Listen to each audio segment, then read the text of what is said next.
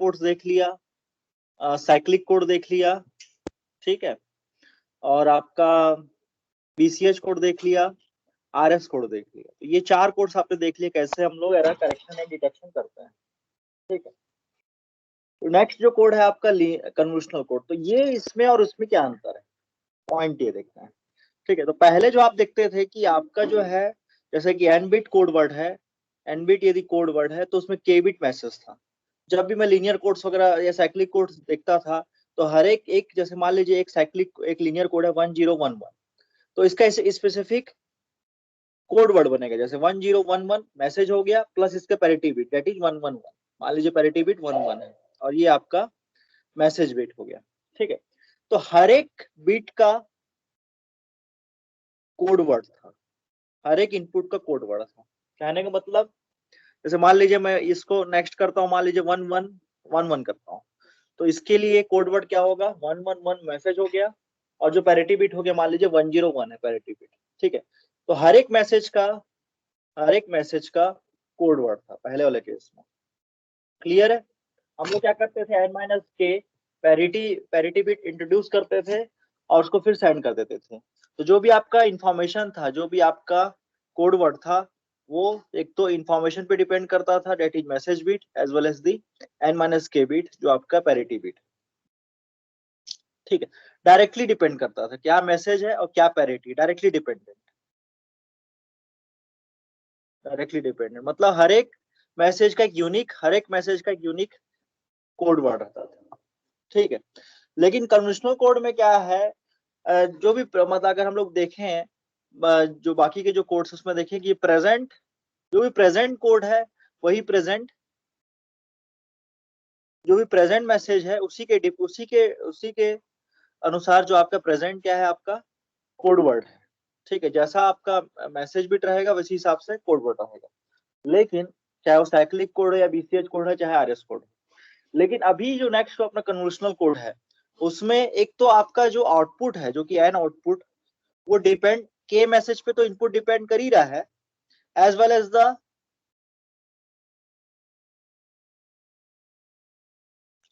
The m previous के input पे depend कर ही रहा है as well as the m previous input, ठीक है। तो ये के मैसेज पे डिपेंड करेगा और जो उसके एम प्रीवियस इनपुट्स है उस पर भी डिपेंड करेगा। तो that is called the convolutional code, ठीक है। प्रेजेंट पे भी डिपेंड करेगा और पास्ट पे भी डिपेंड करेगा। जो आपका आउटपुट है वो एक तो प्रेजेंट पे भी डिपेंड करेगा, प्रेजेंट इनपुट क्या है, और पास्ट जो था पास्ट आउटपुट क्या था उस पर डिपेंड करेगा। क्लियर है।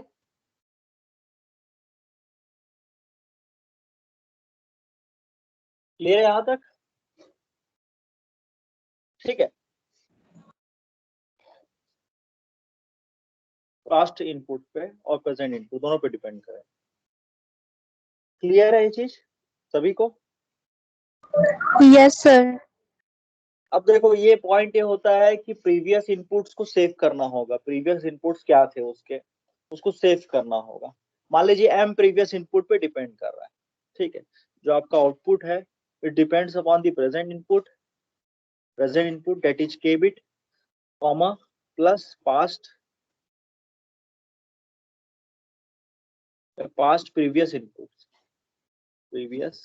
पास्ट भी हो सकता है प्रीवियस इनपुट्स पे, ठीक है।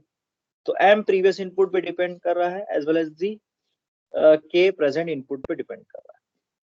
तो ये आप जानते हो इस इनपुट के लिए तुरंत जो प्रेजेंट इनपुट इसके लिए कोई मेमोरी की जरूरत नहीं है, लेकिन जो प्रीवियस इनपुट्स हैं उसके लिए हमको मेमोरी की जरूरत पड़ेगी। तो यहाँ से जो एम जो लिखा हुआ है ये जानबूझ के लिखा हुआ है दैट इज फॉर मेमोरी। तो मेमोरी के लिए हम लोग क्या यूज करते हैं, फ्लिप फ्लॉप यूज करते हैं। 1 बिट स्टोरेज के लिए मैं एक डी फ्लिप फ्लॉप यूज करूंगा तो जिससे 1 बिट स्टोर हो जाएगा। डी फ्लिप फ्लॉप डिले भी प्रोवाइड करेगा as well as the storage of the 1 bit भी प्रोवाइड करेगा, ठीक है। तो हम लोग वन बाय वन चलते हैं कैसे कन्वोल्यूशनल कोड काम करता है। मान लीजिए आपका इनपुट है यू है आपका U0 से स्टार्ट हुआ, फिर आपने U1 दिया, फिर आपने U2 दिया डैश डैश करके, ये चलता रहा। इसी तरीके से इस कहने का मतलब ये U0 U1 U2 का कहने का मतलब ये है, जैसे मान लीजिए आपका इनपुट है 1 0 1 1।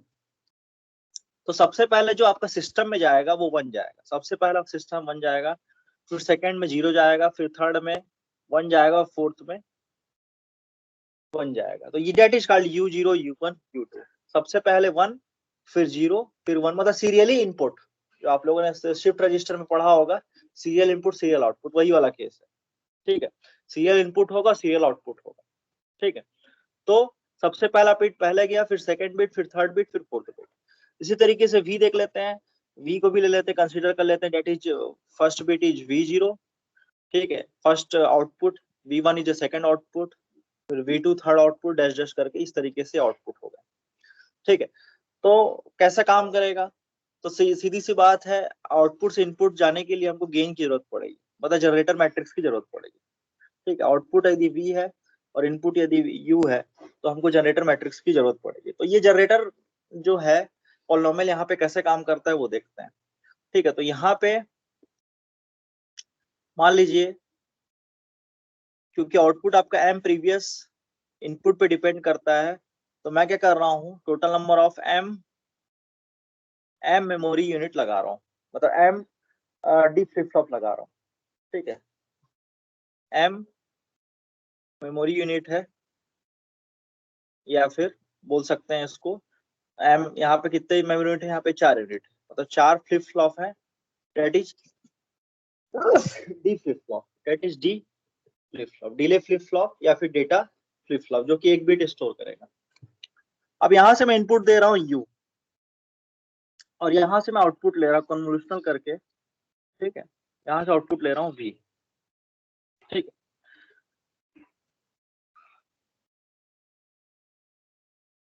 तो सब कनेक्टेड है। तो सबसे पहले डायरेक्ट आउटपुट ले लिया।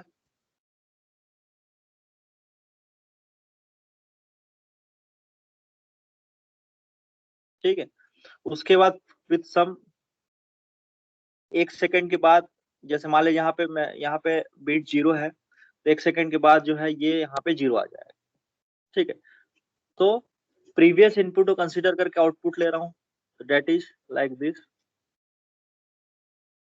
फिर प्रीवियस टू इनपुट को कंसीडर करके, दैट इज ये और ये D0 एंड D1, ये हो गया। फिर 3 बिट प्रीवियस स्टोरेज को ले रहा हूँ, तो ये हो गया, और लास्ट वाला directly connected to the XOR gate.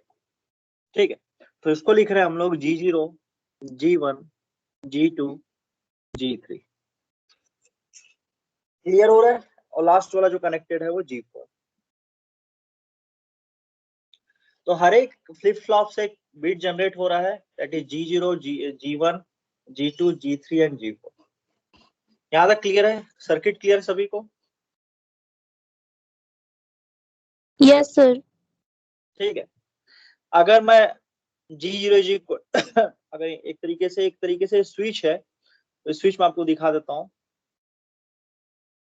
एक तरीके से यहाँ पे एक स्विच है, तरीके से यहाँ भी एक स्विच है, यहाँ भी एक स्विच है, यहाँ भी एक स्विच है, और लास्ट में भी एक स्विच है। ठीक है, अगर G0 इज इक्वल टू 1 करूंगा, तो जो पहला जो स्विच है ऑन हो जाएगा। ठीक, कहने का मतलब ये स्विच है आपका, और G0 is equal to 0, that mean switch जो रहेगा ओपन रहेगा, मतलब फ्लिप फ्लॉप से कनेक्टेड नहीं रहेगा। और G1 अगर G0 इज इक्वल टू 1 आ गया, तो ये कनेक्टेड हो जाएगा। ठीक है, तो कनेक्शन लेस, पहला जो है कनेक्शन लेस, और ये फिर कनेक्टेड। ठीक है, तो देखते हैं आउटपुट क्या आएगा। तो सबसे पहले हम लोग एक एक इनपुट को ले लेते हैं, तो सर्किट में फिर से ड्रॉ कर रहा हूँ।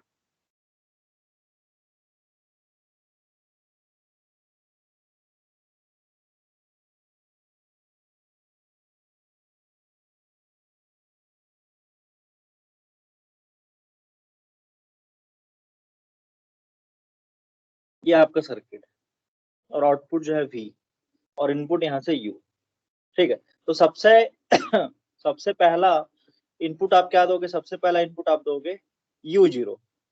ठीक है, फिर U1 दोगे, फिर U2 दोगे, फिर U3 दोगे। तो सबसे पहले मैं T इक्वल टू T पे या T इक्वल टू 0 पे U0 अप्लाइड है मान लेते हैं।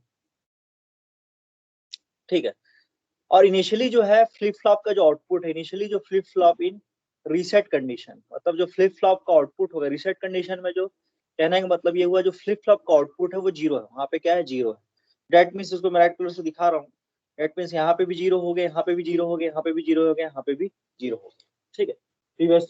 Previous output of the flip flop जो है वो जीरो है, रीसेट कंडीशन में फ्लिप फ्लॉप।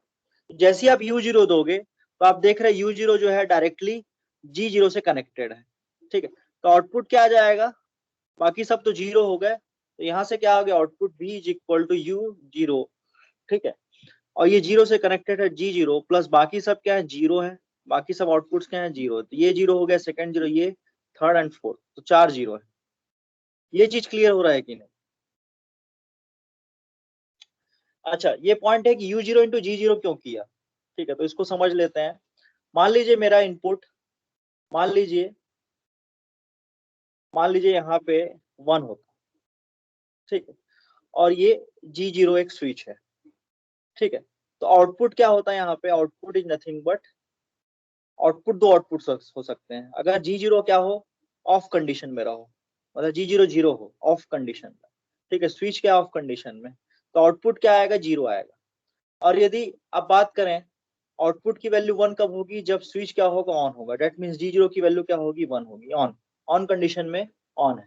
तो आप क्या देख रहे हो, आउटपुट जो है वो एक्चुअली इनपुट, इनपुट जो कि U है, U0 है, U0 इंटू G0 है, ठीक है। कहने का मतलब अगर G0 की वैल्यू जीरो होगी तो that means output is nothing, output zero हो जाएगा, और अगर G0 की वैल्यू 1 होगी तो output is nothing but U0 हो जाएगा। ये चीज क्लियर हुआ कि नहीं?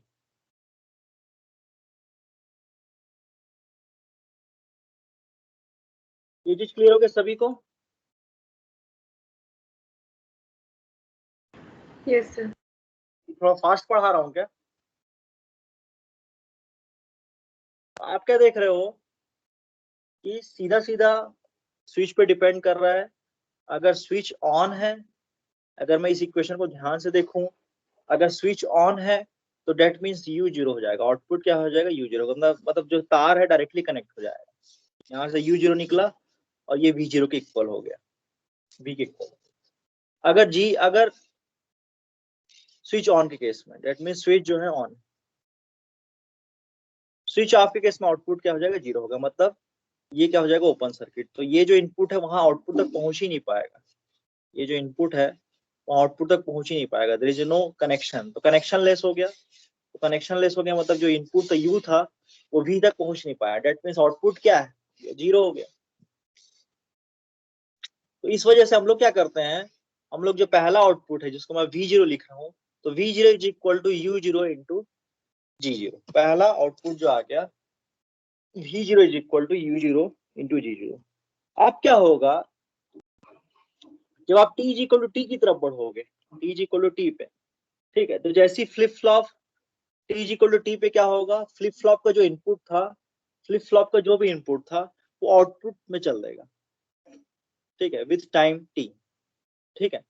तो जीरो से आप T गए, जीरो से एक क्लॉक अप्लाई किए, जीरो से T तक का क्लॉक अप्लाई किए, तो क्या हुआ, जो output of the flip flop है, जो input of the flip flop है आफ्टर द टाइम T, वो कहाँ पहुंच गया, यहाँ आउटपुट में पहुंच गया। तो अब जो आउटपुट क्या हो गया आपका, इस केस में आउटपुट क्या हो गया, U0 इंटू जो आपका U0 है वो यहाँ पहुंच गया है, क्लियर है? जो पहले U0 यहाँ था, अब आफ्टर द टाइम कहाँ पहुंच गया, यहाँ पहुंच गया। ये चीज क्लियर हुआ सभी को? Yes sir. ठीक है। तो अब जो है, अब मैं सर्किट को ध्यान से देखूं तो मैं इसको दूसरे कलर से आपको दिखा रहा हूँ, ठीक है। अब जब T इक्वल टू T पे देखोगे तो U0 क्या हो जाएगा, यहाँ पहुंच जाएगा, ये यहाँ पहुंच गया, यहाँ पे जीरो। और बाकी जगह क्या रहेंगे, ये जीरो किधर पहुंच जाएगा, इधर पहुंच जाएगा, ये जीरो इधर पहुंच जाएगा, और ये जीरो भी इधर पहुंच जाएगा। तो बाकी सभी आउटपुट्स में क्या रहेंगे, पहला फ्लिप फ्लॉप, ये पहला फ्लिप फ्लॉप मान लीजिए, दूसरा है, ये तीसरा है, ये चौथा है।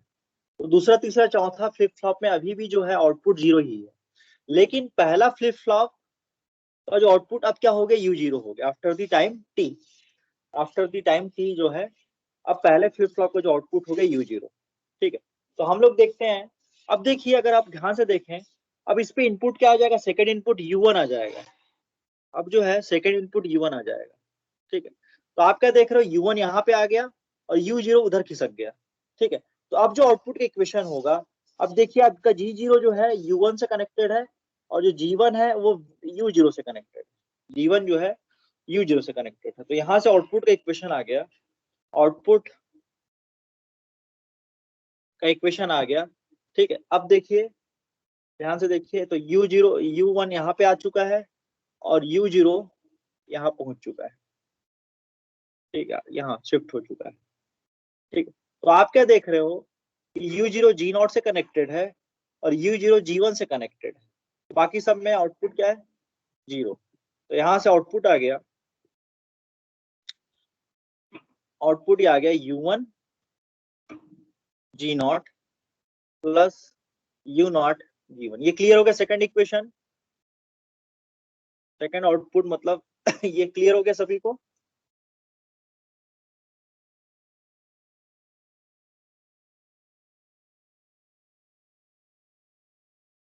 क्लियर है,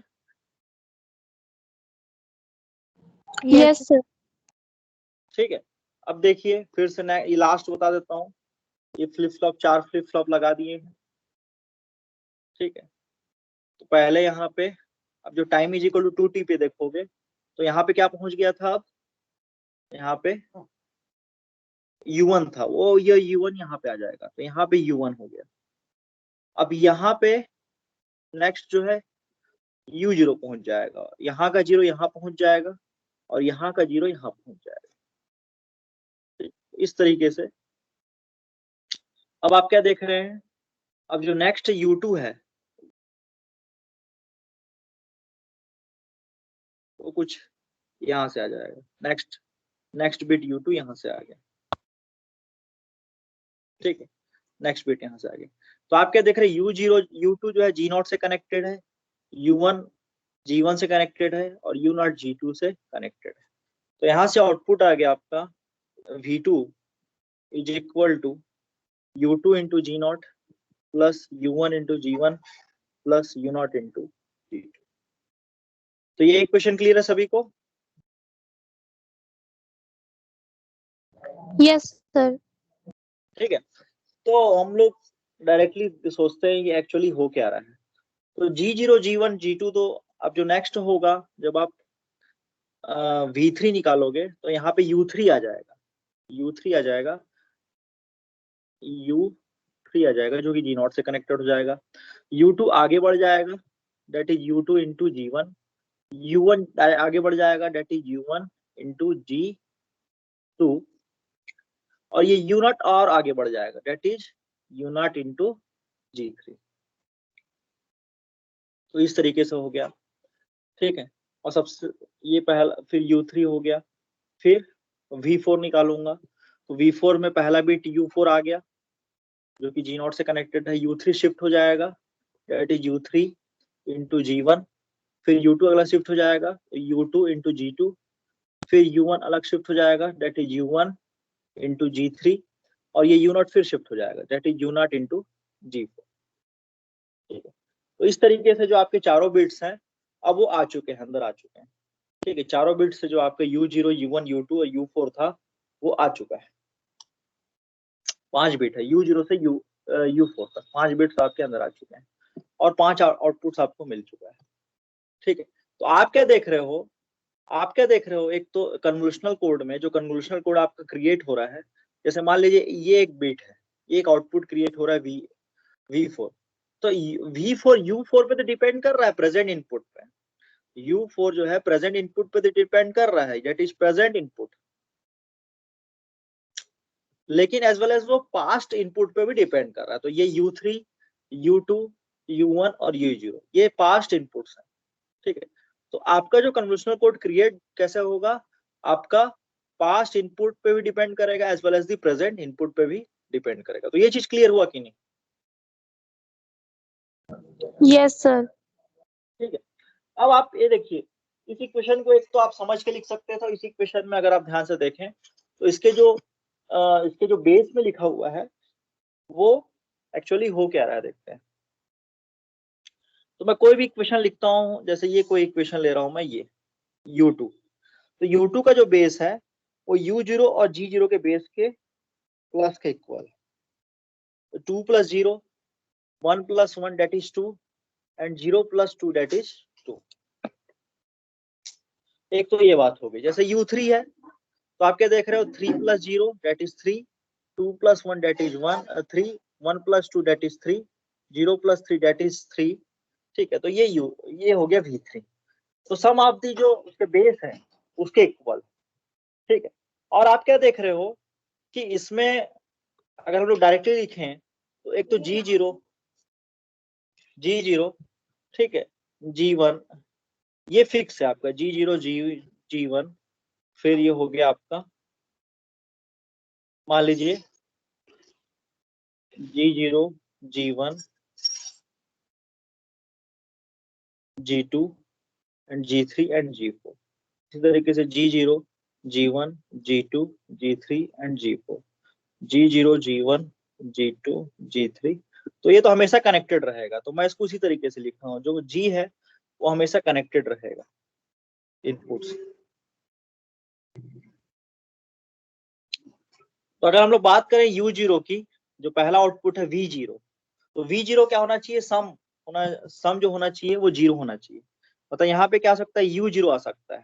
तो अगर हम लोग सम करें तो 0 आ रहा है, लेकिन अगर मैं यहाँ पे अगर मैं कुछ भी लिखूं तो भी सम 0 नहीं हो सकता, क्योंकि यहाँ पे 1 ऑलरेडी आ चुका है, 2 ऑलरेडी आ चुका है, 3 ऑलरेडी आ चुका है, 4 ऑलरेडी आ चुका है। तो सम तो मेरा 0 नहीं होगा, तो यहाँ पे केवल u0 आएगा। इसी तरीके से हम लोग देखें, अगर v1 की बात करें तो यहाँ पे u1 लिख सकता हूँ, तो u1 + 0 डेट इज v1 हो गया। और यहाँ पे मैं क्या लिख सकता हूँ, u0 लिख सकता हूँ, तो u0 + 1 डेट इज 1। ठीक है, लेकिन यहाँ पे मैं फर्दर नहीं लिख सकता, क्योंकि सम 2 हो चुका है, यहाँ पे 3 हो चुका है, 4 हो चुका है, तो सम तो मेरा 1 मिलना चाहिए। ठीक है, इसी तरीके से अगर मैं v2 निकालूं तो सम मेरा क्या होना चाहिए, 2 होना चाहिए, तो डेट मीन्स यहाँ पे क्या आएगा, u2 आएगा। ये u2 हो गया, फिर u1 हो गया, फिर u0 हो गया। क्लियर है सभी को?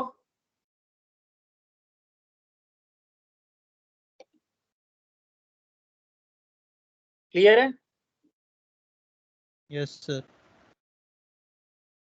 तो ये u3 u2 u1 u0 यहाँ पे नहीं हो सकता।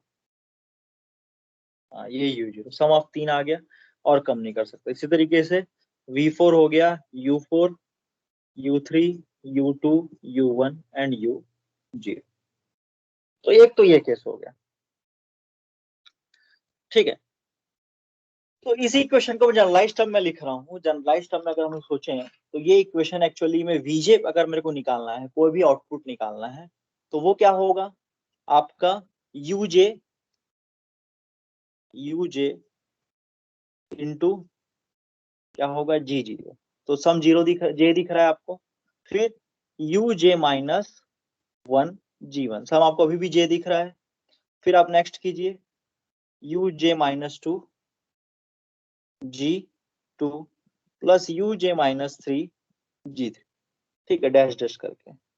ठीक है, इस तरह का हो सकता है। तो मैं जनरलाइज टर्म में ऐसा लिख सकता हूँ कि वीजे जो है, आउटपुट जो है, वो अगर हम लोग का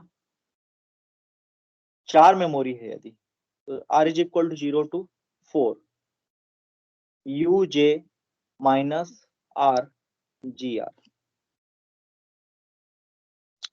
तो सम अभी भी आपको क्या दिख रहा है, j ही दिख रहा है। अगर आप सम देखें तो अभी भी अगर अंदर के टर्म को देखें तो ये j ही दिख रहा है। ठीक है, j -r + r that is j। Point ये है कि मैं 0 से 4 क्यों लिखा। क्वेश्चन ये है कि जो समेशन है मैं 0 से 4 क्यों लिखा, या 0 से जो नंबर ऑफ मेमोरी है 0 से m, अगर मैं यहाँ बात करूं m क्यों लिखा, ये क्वेश्चन उठता है। तो आप इस इक्वेशन को फिर से ध्यान से देखते हैं, तो इस इक्वेशन में आपको क्या दिख रहा है कि अगर मेरा जो शुरू में जो इनपुट u था, शुरू में जो मेरा इनपुट u0 था, वो कितने आउटपुट को इफेक्ट कर रहा है। क्वेश्चन फिर से सुन लीजिए, जो मेरा u0 है, जो पहला इनपुट u0, वो कितने आउटपुट को इफेक्ट कर रहा है, ये देख लेते हैं। ठीक है, तो सबसे पहला जो आउटपुट इक्वेशन निकाला था जो ये था U0 G0, तो पहले आउटपुट इक्वेशन को इफेक्ट कर रहा है, कोई दिक्कत नहीं है, ठीक है। फिर ये U0 है, सेकेंड आउटपुट इक्वेशन को भी इफेक्ट कर रहा है, डिपेंड कर रहा है। ये U0 तीसरे वाले पे भी डिपेंडेंट है, ठीक है, तीसरा इक्वेशन भी U0 पे डिपेंडेंट है, और ये U0 चौथे इक्वेशन पे भी डिपेंडेंट है, और ये U0 पांचवे पे भी डिपेंडेंट है। फिर अगर आप मान लीजिए अगर U6 निकालते, U5 निकालते, तो यहाँ पे U5 G0 आता, प्लस U4 G1 आता, प्लस U3 G2 आता, प्लस U2 G3 आता, प्लस U1 G4 आता, ठीक है। आपका U0 वाला टर्म नहीं आता, आपका U0 वाला टर्म नहीं आता। तो आप क्या देख रहे हो, जो पहला इनपुट मेरा U0 था वो 5 आउटपुट को इफेक्ट कर रहा है, ठीक है। जो पहला इनपुट मेरा U0 था वो 5 आउटपुट को इफेक्ट कर रहा है। ये चीज क्लियर हुआ कि नहीं? तो U0 enter the register has affected मतलब 5 आउटपुट इस पे डिपेंड, ऑल 5 आउटपुट्स। तो ऑल 5 आउटपुट्स कहाँ थे? U0 से V0 से U4। क्लियर है ये चीज? क्लियर है? Yes, sir. ठीक है। Yes, अगर sir. M स्टेज मेमोरी रहेंगे, अगर M स्टेज मेमोरी रहेगा या फिर आपके M फ्लिप फ्लॉप रहेंगे, तो M+1 आउटपुट को इफेक्ट करेगा। कोई भी इनपुट कोई भी इनपुट, तो ईच इनपुट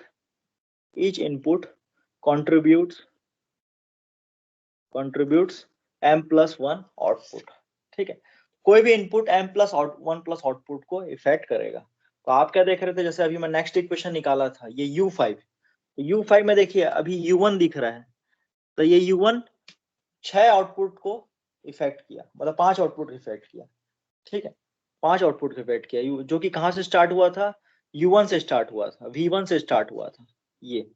अब ऐसे करके वो U5 तक V5 तक वो इफेक्ट कर रहा है। तो कोई भी इनपुट जो है M+1 आउटपुट को इफेक्ट करेगा। Each input contributes towards M+1 output, ठीक है। तो यहां से एक मेमोरी एलिमेंट इंपॉर्टेंट है, यहाँ पे फ्लिप फ्लॉप इंपॉर्टेंट है। तो इसलिए जो मैंने इक्वेशन लिखा है 0 to M लिखा है। तो अगर आप समेशन निकालते जाओगे तो 0 से स्टार्ट हुआ है और M तक खत्म हुआ है। डेट मीन्स कोई भी आउटपुट कितने चीज को इफेक्ट कर रहा है? M+1 आउटपुट को इफेक्ट कर रहा है। क्लियर है? कोई भी इनपुट M+1 आउटपुट को इफेक्ट कर रहा है, इसलिए मैंने समेशन कहाँ लिखा है? 0 से M लिखा है। तो क्लियर है? ये रिलेशन क्लियर सभी को? Yes, sir. ठीक है।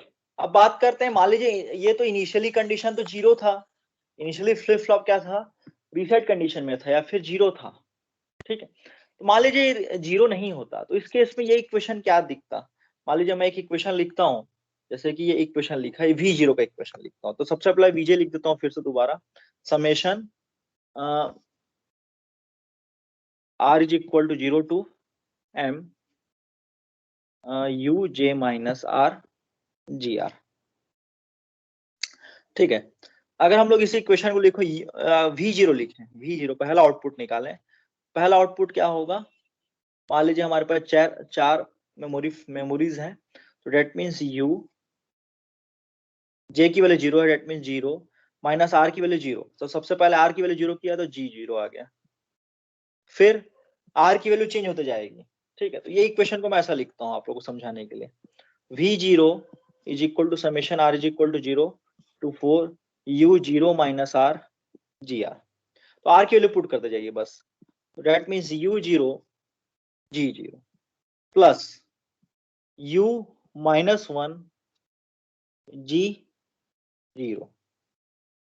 G1 प्लस U-2, R की वैल्यू 2 पुट किया तो G2 आ गया, plus U-3 G3 plus U-4 G4। तो आप क्या देख रहे हो, ये एक्चुअली इस इक्वेशन में क्या दिख रहा है आपको, u -1 दिख रहा है, u -2 दिख रहा है, u -3 दिख रहा है और u -4 दिख रहा है, जो कि मैंने इनिशियली पहले क्या लिखा था, पहले क्या लिया था, u -1 previous condition of flip flop output 1, previous condition of flip flop output 2, previous condition of flip flop output 3, previous condition of flip flop output 4 is equal to 0 लिखा था। लेकिन मान लीजिए 0 नहीं होता तो उस केस में कौन सा इक्वेशन होगा, ये इक्वेशन होगा। मान लीजिए इनिशियल कंडीशन है, बोलता है कि फ्लिप फ्लॉप 1 पे फ्लिप फ्लॉप 1 की जो आउटपुट है वो 1 है, तो u -1 1 हो जाएगा। फ्लिप फ्लॉप 2 का जो आउटपुट है वो मान लीजिए 1 है, तो आप 1 लिखोगे। फ्लिप फ्लॉप 3 का आउटपुट क्या है, इनिशियली रीसेट कंडीशन में तो 0 आएगा। फ्लिप फ्लॉप 4 का आउटपुट में क्या है, रीसेट कंडीशन में तो 0 आएगा। क्लियर है ये चीज?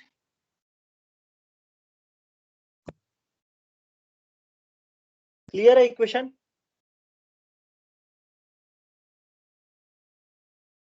सर ये लास्ट में समझ नहीं आया। देखो, पहला आउटपुट मतलब j इज इक्वल टू 0, पहला आउटपुट ही समझ में आया, j इज इक्वल टू 0 पहला आउटपुट का मतलब यस सर। v 0 हो गया, इक्वेशन 0 -r और ये हो गया। अब r की वैल्यू कहां से कहां वेरी कर रही है, कितने आपके r की वैल्यू 0 से लेके 4 तक वेरी कर रही है, ठीक है, r की वैल्यू 0 से लेके 4 तक वेरी कर रही है, ठीक है, यहां तक क्लियर है सभी को? Yes sir. Yes sir.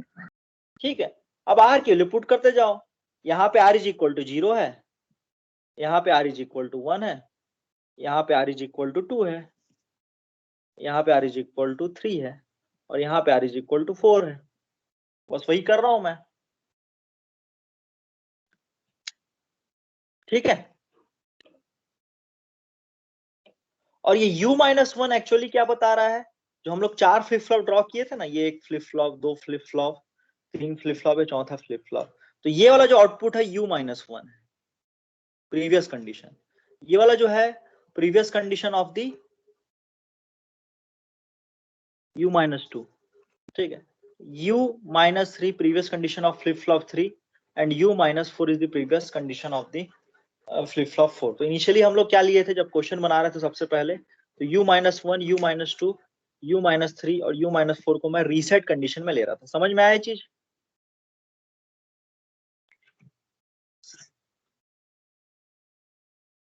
Clear है?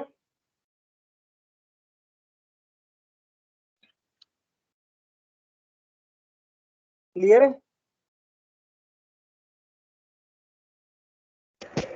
Yes sir. ठीक है, तो आप जो इक्वेशन लिख रहे थे अभी भी देखिए, सम ऑफ दी जो बेस है अभी भी 0 आ रहा है, यहाँ भी बेस 0 आ रहा है, यहाँ भी बेस 0 आ रहा है, सम ऑफ दी बेस करें तो 0 आ रहा है, ठीक है। और जो मैं इक्वेशन लिख रहा था ये वाला, इसमें मैं एक्चुअली क्या होना चाहिए, previous condition of the flip flop 1, u -1, u -2 से मल्टीप्लाई करो, u -3 से मल्टीप्लाई करो, u -4 से मल्टीप्लाई करो, u -1, u -2, u -3 previous condition of the flip flop, u -2, u -3, ठीक, u -3, तो इस तरीके से अब इक्वेशन बन जाएगा, ठीक है। तो प्रीवियस कंडीशन लोगे तो उसको 0 लिख दोगे, और प्रीवियस कंडीशन नहीं लोगे तो u -1, u -2, u -1 is the flip flop condition, तो फ्लिप फ्लॉप का आउटपुट कौन से कंडीशन में, रीसेट में है कि सेट में, तो कोई भी फ्लिप फ्लॉप रीसेट में होता है कि सेट में होता है तो उसका प्रेजेंट आउटपुट पे डिपेंड करता है। प्रेजेंट आउटपुट क्या है, तो that is u -1। Flip flop 2 का प्रेजेंट कंडीशन क्या है, u -2, ठीक है। तो ये तो इक्वेशन हो गया, ये आप डायरेक्टली निकाल सकते हो, ठीक है। तो ये तो मैं समझाने के लिए समझाया इतना सारा चीजें, लेकिन काम का केवल आपका यही है, काम का इक्वेशन एक ही चीज दिख रहा है, that is vj is equal to summation r is equal to 0, जो कि हर एक आउटपुट m+1 आउटपुट को इफेक्ट करेगा, that is m is equal to 0 to 1 m uj -r gr। ये हो गया इक्वेशन। अगर आप इसको ध्यान से देखें तो जो आप लोगों ने सिग्नल सिस्टम में कन्वोल्यूशनल फॉर्मूला पढ़ा था, कन्वोल्यूशन का, तो कन्वोल्यूशन का फॉर्मूला भी कुछ ऐसा ही था, ठीक है। आप लोगों ने पढ़ा, इस चीज को मैं नहीं समझाऊंगा, तो कन्वोल्यूशन का फॉर्मूला भी ऐसा ही था। तो V is equal to U convolution G, V is equal to U convolution G। Convolution इस समय कन्वोल्यूशन तो पढ़ चुका है ना फोर्थ सेमेस्टर में, क्लियर है यहाँ यस तक? Yes sir. ठीक, अब सिंपल सा क्वेश्चन लेते हैं जो कि आएगा एग्जाम में। ये थ्योरी पार्ट हो गया कन्वोल्यूशन कोड का, ठीक है, ये थ्योरी पार्ट हो गया। मतलब क्वेश्चन लेते हैं। एक क्वेश्चन है, the convolutional encoder of figure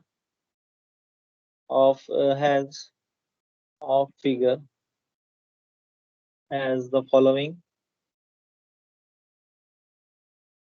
two generator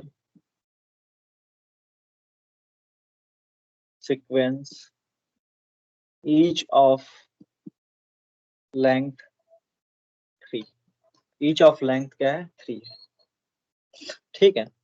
तो आपको क्वेश्चन में दिया हुआ है G0, G1, G2। तो G1 अपर, G0 अपर, G1 अपर और G2 अपर। ये मैं जो ब्रैकेट में लिख रहा हूँ इसलिए मैं अपर बोल रहा हूँ। डेट इज 1 1 1, मतलब तीनों स्विच ऑन है। 1 1 मतलब G0, G1 and G2 switch on है, and G0 lower, G1 lower and the G2 lower is like this 1 0 1। तो बीच का जो स्विच है दैट इज G1 वो ऑफ है, ठीक है। डिटरमाइन दी इनकोडेड, ये जो यूनिट है वो एकदम स्कोरिंग यूनिट है। Sequence for the following input message. तो आपका इनपुट मैसेज दिया that is M0, M1, M2, M3, M4। ये आपका दिया हुआ है 1 0 0 1 1।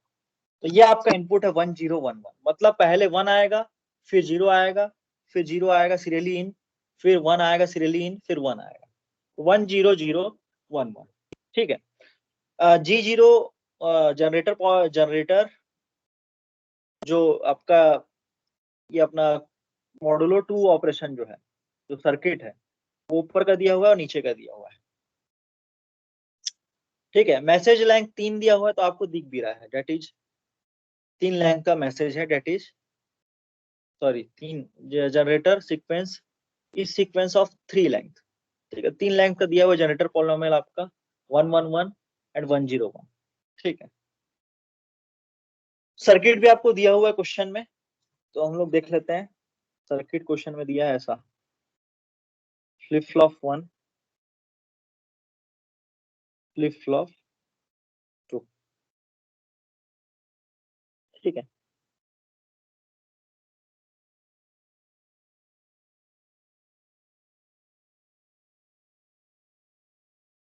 तो flip flop 1 and flip flop 2, तो 2 फ्लिप फ्लॉप है, तो 3 जनरेटर सीक्वेंस बनेंगे। एक तो 3 जनरेटर स्विचेस लगेंगे, एक तो डायरेक्टली कनेक्टेड लाइक दिस, एक तो फ्लिप फ्लॉप का आउटपुट,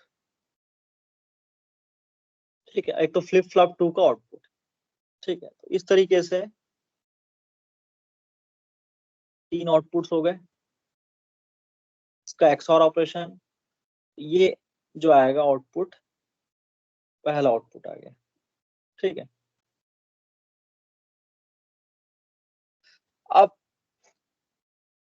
पहला वाला कनेक्टेड है, मतलब G0 upper, G1 upper and G2 अपर, ये हो गया। अब जो G0 लोअर है, जो कि ये है आपका G0 लोअर, और G1 लोअर है, उसकी वैल्यू क्या है 0 है, तो डेट मींस ये क्या रहेगा ओपन सर्किट रहेगा, ठीक है। और G2 लोअर, उसकी वैल्यू क्या रहेगी 1 रहेगी, क्वेश्चन में दिया हुआ 1 0 1। तो ये सर्किट क्लियर हो रहा है सभी को? Yes sir. ठीक है, यहाँ पे कम्यूटेटर स्विच लगा रहा हूँ, आप लोगों ने इसमें पढ़ा होगा जब आप सैम्पलिंग कर रहे थे।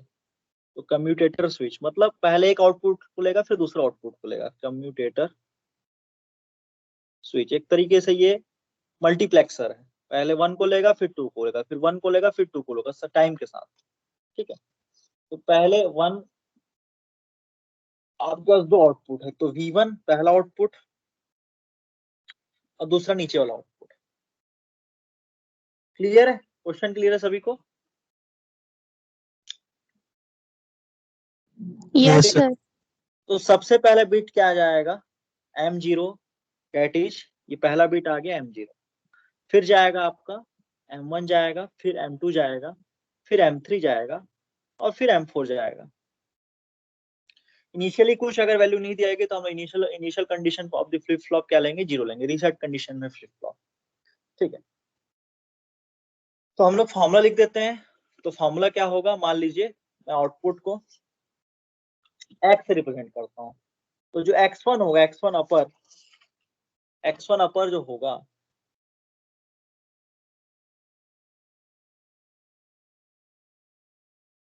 That is summation i is equal to 0, या फिर मैंने क्या लिखा था? m इज इक्वल टू लिखा था क्या? फॉर्मूला क्या लिखा था? r लिखा था। तो r is equal to 0।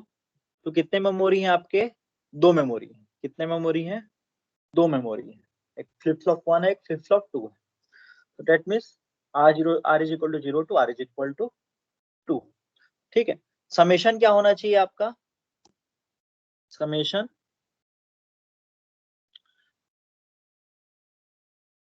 xj, तो that is mj minus r g of r। ठीक है, तो आउटपुट को मैं यहाँ पे वीजे ना लेके एक्सजे ले रहा हूँ। वीजे भी आप ले सकते हो, वीजे ले लेते हैं, काम करते हैं वीजे। ठीक है, एक्स बाद में काम आएगा करके मैं एक्स लिख रहा हूँ, एक्स लिख रहा हूँ। तो क्लियर है ये लाइन क्लियर है यहाँ तक? एक क्वेश्चन क्लियर है सभी को? yes, yes sir. ठीक, अब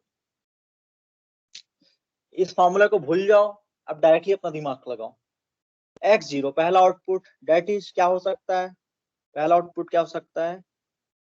m0 इंटू g0 हो सकता है, समेशन 0 होना चाहिए। दूसरा आउटपुट x1 क्या हो सकता है? ठीक है, ये तो हमेशा इक्वल, ये चीज तो समझ लो कि जो पोजीशन ऑफ g है वो कभी चेंज नहीं होगा। g0, g1 और g2 कभी चेंज नहीं होगा। g0 upper, g1 upper and g2 अपर। ठीक है, बस आप अपने जो मैसेज है उसको शिफ्ट करते जाइए और कुछ नहीं। तो अगर x0 की बात करोगे तो पहला मैसेज क्या हो जाएगा? m0 इंटू g0, तो यहाँ पे सेम हो गया। फिर x1 क्या हो गया आपका? x1 क्या हो सकता है आपका? m1 इंटू g0 अपर प्लस क्या हो सकता है आपका? m0 आगे शिफ्ट हो गया, m0 इंटू g1। ये चीज क्लियर हुआ कि नहीं?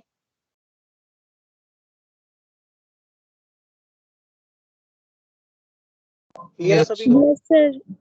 g0 अपर, ये देखिए सम 2 अभी भी दिख रहा है।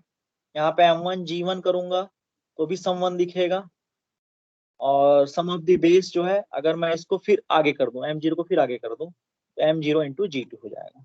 अब g2 तक आ चुका है मैसेज।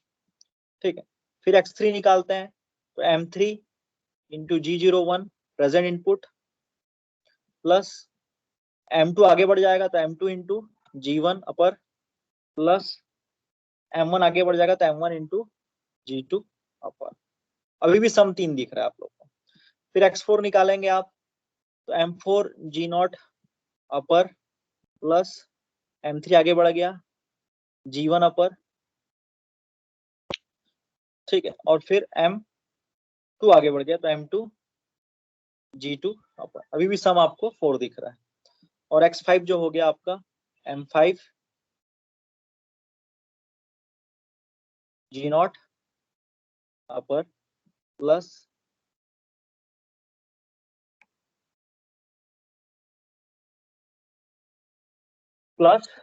क्या होगा बताओ? कितने मैसेज दिए थे अपन? क्वेश्चन ने कितना मैसेज दिया था? M0 से लेके M4 तक है ना? ठीक है,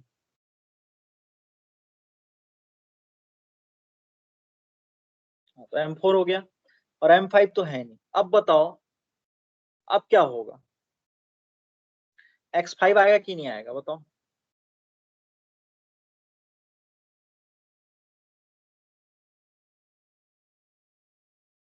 X5 आउटपुट आएगा, क्यों? क्योंकि आपका M4 है वो आगे शिफ्ट हो गया।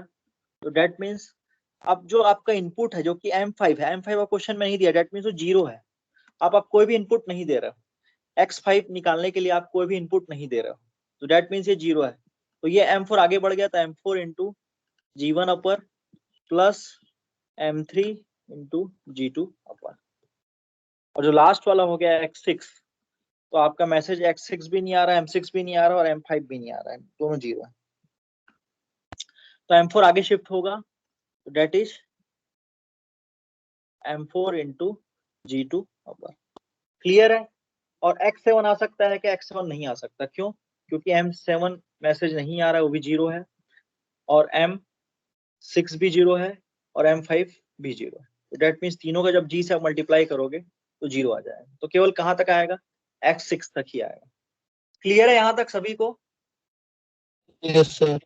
Yes sir. तो आप क्या देख रहे हो? आप क्या देख रहे हो? जो X5 और X6 है वो एक्चुअली फ्लिप फ्लॉप को खाली कर दिया। ठीक है, फ्लिप फ्लॉप का आउटपुट उसमें पूरा रीसेट कंडीशन में फिर से आ गया। ठीक है, क्योंकि इनपुट ही नहीं दे रहे हो आप। X5 और X6 के केस में आप इनपुट ही नहीं दे रहे हो, तो X5 X6 निकलने के बाद जो X7 है उससे पूरा जो फ्लिप फ्लॉप है वो रीसेट कंडीशन में हो जाएगा, ऑल 0 आउटपुट कंडीशन पहुंच जाएगा, ऑल 0 आउटपुट कंडीशन में पहुंच जाएगा। ठीक है, एक तरीका हो गया फॉर्मूला से निकालने का। ठीक है, अब क्वेश्चन में आप सीधा से देखिए कि M0 कितना दिया है, तो क्वेश्चन में आप देखेंगे M0 कितना दिया था?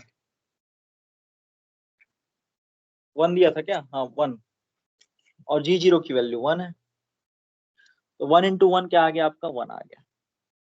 ठीक है, M1 की वैल्यू 0 है, तो डेट मीन्स की वैल्यू क्या हो गई? 1 हो गई। M2 की वैल्यू भी 0 दिया क्वेश्चन में, M1 भी 0 है, M0 की वैल्यू 1 है, तो डेट मीन्स ये 1 आ गया। ठीक है, अब देखिए M3 की वैल्यू 1 है, यहाँ पे 1 आ रहा है। ठीक है, M2 0 है, ये 0 हो जाएगा, और M1 क्या है आपका? M1 भी 0 है, तो इसकी वैल्यू भी क्या आएगी? X3 की वैल्यू भी 1 आएगी। फिर M4 देखिए, M4 आपका 1 है, M3 भी 1 है, और M2 0 है, तो 1 XOR 1, 1 XOR 1 that is 0। X4 की वैल्यू 0 हो गई। X5 की वैल्यू देखते हैं, तो M4 भी 1 है और M3 की वैल्यू भी 1 है, तो डेट मीन्स ये भी 0 होगा। ठीक है, इसी तरीके से S6 की value S6 M4 XOR G2 that means nothing but 1। ठीक है, तो आप वैल्यू पुट कीजिए G और 1 की। G तो तीनों के लिए 1 है, तो सीधा सीधा खेल आपको M देखना है। क्लियर है? Yes sir. इस तरीके से बन जाएगा। ठीक, और आपको इसी तरीके से बनाना होगा। लेकिन मैं आपको ये बता रहा हूँ कि जब आप सिग्नल सिस्टम में पढ़े होगे तो कन्वोल्यूशन निकालना सीखे होगे। कन्वोल्यूशन कैसे निकालते हैं? टेबुलेशन मेथड से। तो वही टेबुलेशन मेथड इसमें फॉलो करना है।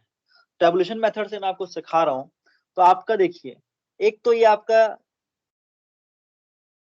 आप क्या दे रहे हो? इनपुट M दे रहे हो और आउटपुट आपको यहाँ पे X मिल रहा है। तो X is nothing but M XOR M convolution G। X is nothing but M convolution G। ठीक है, तो M और G का कन्वोल्यूशन करना है। तो आप देख रहे हो M क्या है आपका? M को अगर लिखे तो 1 0 0 1 1, ये 1 M दिया हुआ है, और जो G है वो 1 1 1 है। ठीक है, तो हम XOR ऑपरेशन, हम लोग सॉरी XOR बोल रहा हूँ, कन्वोल्यूशन करके देखते हैं। तो 1 1 1 लिख दिया इधर पे टेबल पे, और यहाँ पे क्या करोगे? इधर आप M लिखोगे 1 0 0 1 1। ये आपको जो रफ कार्य में करना ही होगा, क्योंकि आपका आंसर सही है कि नहीं इससे डायरेक्टली पता चल जाएगा। तो ये टेबुलेशन मेथड सॉल्व किए हो कि नहीं किए हो? टेबुलेशन मेथड किए हैं सर। ठीक है, ये सिंपल सा मेथड है टेबुलेशन मेथड। ये XOR ऑपरेशन, ये सॉरी कन्वोल्यूशन ऑपरेशन। तो 1 से मल्टीप्लाई कीजिए तो 1 1 1 आ गया, 0 से कीजिए तो 0 0 0 आ गया, फिर 0 से करेंगे तो फिर 0 0 0 आएगा, फिर 1 को फिर ये तीनों 1 से करोगे तो 1 1 1 आ जाएगा, और फिर इस 1 को तीनों 1 से करोगे तो फिर 1 1 आ जाएगा। तो ये हो गया। उसके बाद फिर हम लोग क्या करते हैं, क्रॉस करते हैं। तो ये पहला क्रॉस हो गया,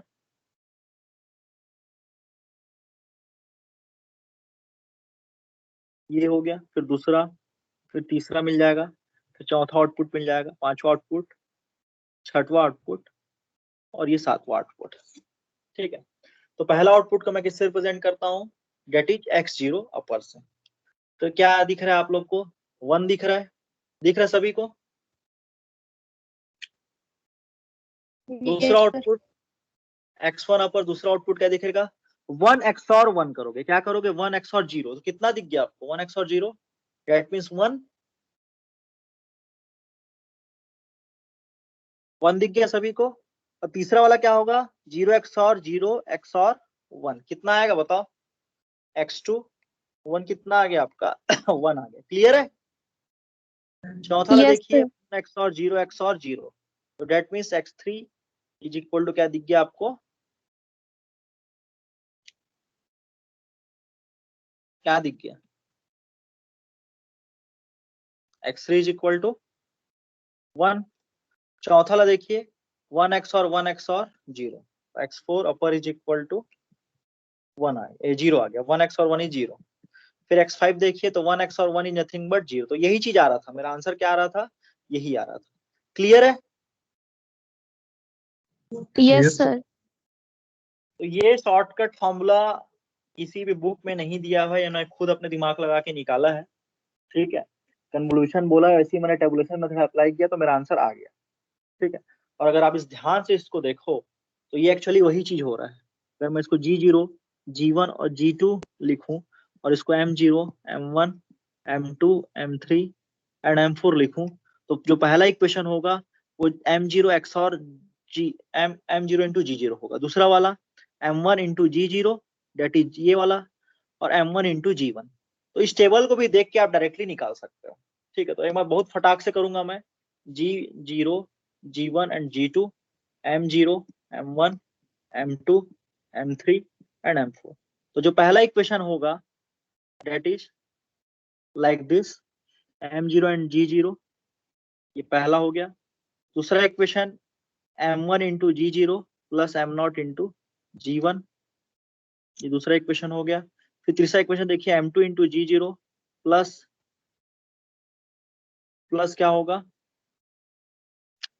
M0 इंटू G0 मल्टीप्लाई करोगे, पहला तो M0 से मल्टीप्लाई, M0 इंटू G0, फिर M1 इंटू G1, फिर M2 इंटू G0। क्लियर है, क्लियर है सबको, ये वही चीज दिखा रहा है, क्लियर है, टेबुलेशन मेथड से भी वही चीज आ रहा है, क्लियर है ना। Yes sir. तो ये आप करना ही करना है रफ कार्य में, इसको गलत नहीं करना है। ठीक है, तो आपका आंसर क्या आ रहा है, दैट मीन्स आपका आंसर आया 1 आया पहला, फिर 1 आया, फिर तीसरा, फिर ये 1, 4 बार आया, फिर 2 0 और फिर ये 1, ये आपका आउटपुट हो गया, ये हो गया आपका आउटपुट x। या फिर उसको मैं लिखूं, that is x0 upper, x1 upper, x2 upper, x3 upper, x4 अपर, और S6, x5 upper and S6 अपर। ठीक है, तो आप क्या देख रहे हो, आप लोगों ने इस सिग्नल सिस्टम में पढ़ा होगा, अगर मेरा 5 इनपुट है मैसेज के, और तीन बिट्स हैं आपके गेन का 3 बिट्स है। ठीक है, इम्पल्स रिस्पॉन्स का 3 बिट है, तो जो आउटपुट होगा ट्रांसफर फंक्शन का 3 बिट है, तो जो आउटपुट होगा वो M+3-1, जो कितने नंबर ऑफ आउटपुट्स मिलेंगे, ये दोनों को ऐड कर दीजिए और -1 कर दीजिए, तो इसी में आप देख रहे हो, इसमें आपका आउटपुट कितना मिल रहा है, 7 आउटपुट्स मिल रहे हैं, जो कि x0 से स्टार्ट हुए हैं और S6 में खत्म हुए हैं। ये चीज पढ़े हो कि नहीं, 5+3-1 वाला, length of the input plus length of the transfer function -1 is equal to length of the output। ये चीज पढ़े हो कि नहीं।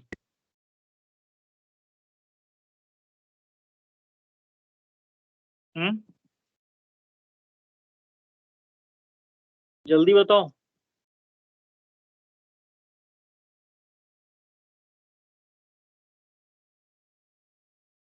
समझ में आ रहा है कि नहीं क्या लिख रहा हूँ? Yes sir. ठीक है, 5 बिट का मैसेज था, 3 बिट का जनरेटर था, 3 बिट का जनरेटर था, 5 + 3 -1, तो कितने आउटपुट्स मिल गए आपको? कितने लेंथ का आउटपुट मिला? 7 का आउटपुट मिला। तो आप क्या देख रहे हो? यही देख रहे हो, ये देखो 1 2 3 4 5 6 7, 7 बिट का आउटपुट मिला। क्लियर है? Yes sir. तो ये अपर निकाल लिए, इसी तरीके से फॉर्मूला लिख लेना। लोअर के लिए भी पूरा लिखना पड़ेगा, ठीक है, 7 नंबर में लिखना पड़ेगा, डायरेक्ट टेबुलेशन मेथड निकाल के मत लिख देना, ठीक है। तो मैं सेकंड वाला जो लोअर स्ट्रीम के लिए निकाल लेता हूँ, लोअर बिट स्ट्रीम्स क्या आएंगे? तो that means x output for the lower stream, ठीक है। तो एक्स आई लोअर ये निकालना है मेरे तो इस केस में मैं टेबुलेशन से निकाल रहा हूँ, डायरेक्टली मैं सॉल्व नहीं कर रहा हूँ। तो 101 क्या हो गया? जनरेटर पॉलिनोमियल का हो गया, और मैसेज आपका 10011, ठीक है। तो जो पहला आउटपुट आएगा वन, ये मल्टीप्लाई कर देते हैं 101, फिर 0 से मल्टीप्लाई करोगे तो 000 ही रहेगा, फिर ये 000 रहेगा, फिर 1 से मल्टीप्लाई कीजिए तो वही का वही रहेगा 101, और फिर 1 से मल्टीप्लाई करेंगे तो 101, ठीक। तो सबसे पहला क्रॉस करते हैं, तो पहला आउटपुट मिल गया आपको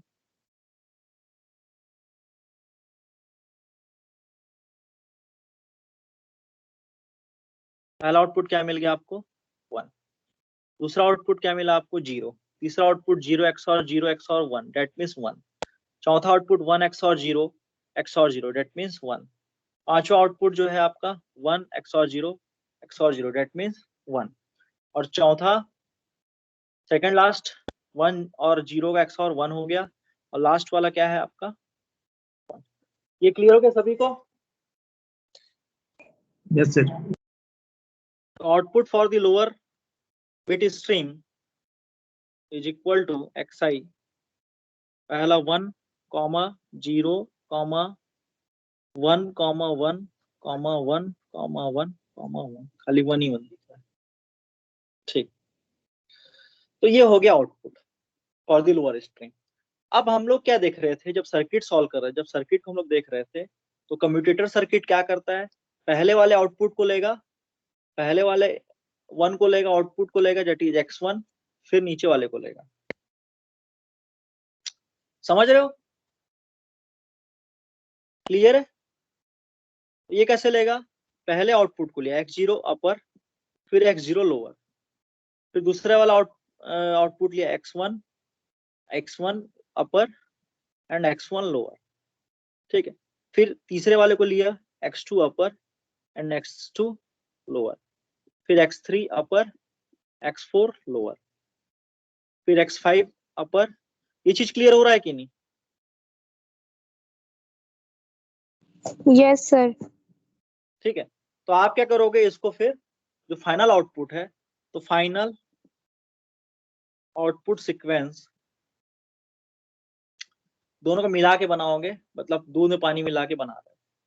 तो पहला तो ये था आपका 1, पहले वाला क्या आउटपुट था? 1 1 1 1 0 0 1, ठीक है। दूसरे वाले का अभी जस्ट बनाया मैंने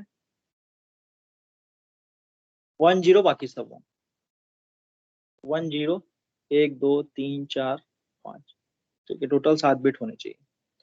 मिला लीजिए, पहले वाले को ले लिया 1, फिर दूसरा 1 यहाँ आ गया, तो ये हो गया पहला आउटपुट, ठीक है।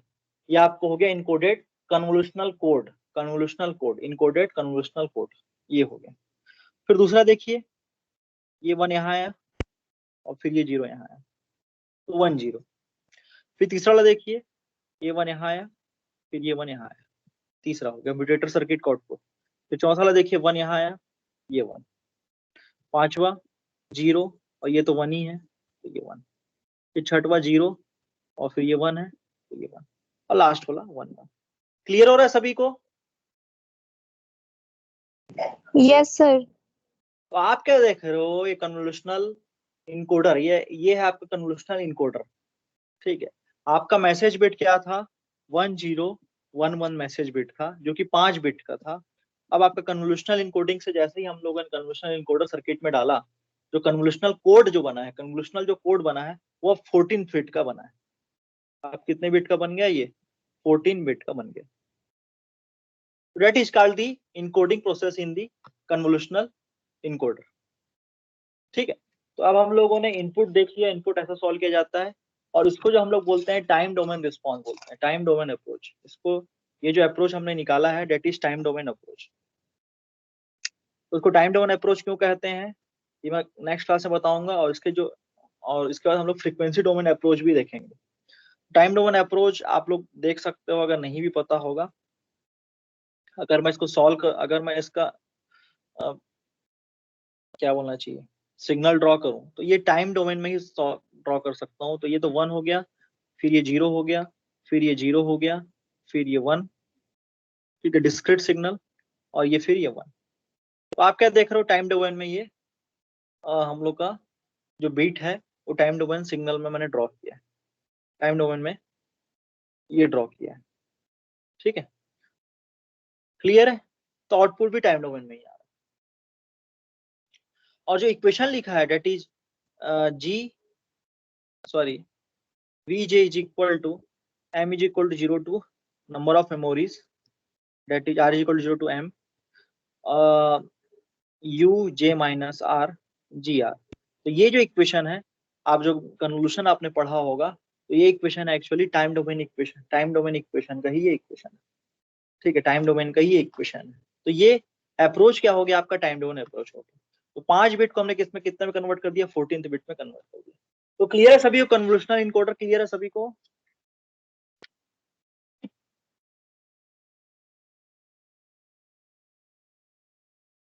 सभी को क्लियर है?